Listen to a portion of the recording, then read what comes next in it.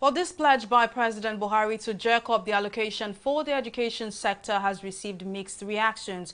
This comes against the backdrop of poor allocations to the education sector.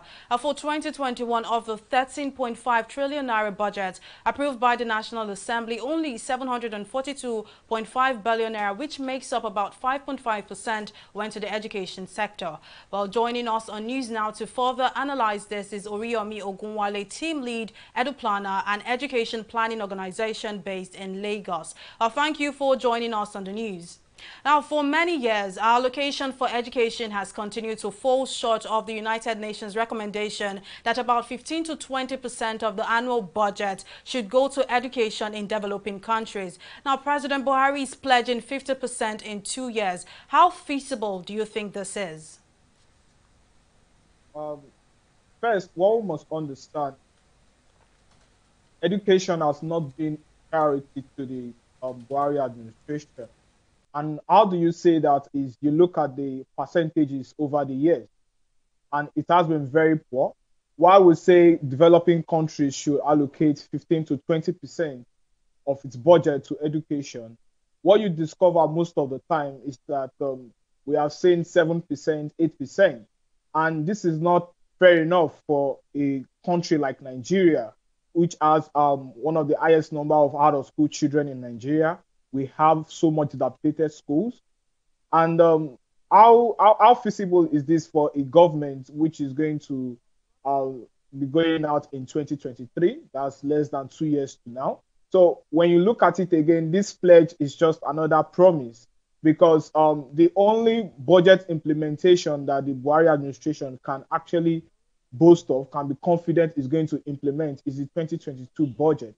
So if nothing has been done in the last 6 years by this administration, where is that promise going to come from in this last year of the Buhari administration? So these are questions we must look at. And when you look at what the government has done in the last 6 years and has not allocated even up to 10%, and all of a sudden we want to talk about jacking it up by 50% in the last year, putting in mind that whoever succeeds this administration will not put it to party that I signed this agreement. So it's still playing to the gallery at this time. One of those things you could have looked at, maybe when the final document is released, was the needs assessment of that this funding is going to address in order to increase access to education for every child in Nigeria.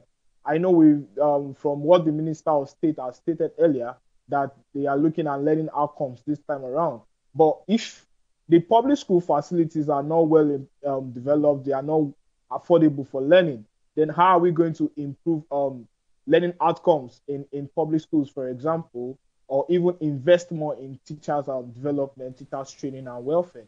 These are the issues that should be on ground. And it's still skeptical to say that boosting the education allocation by 50% is going to solve these challenges. However, we are still even going to look at the fact that, is this government going to be committed to jacking up the allocation by 50%?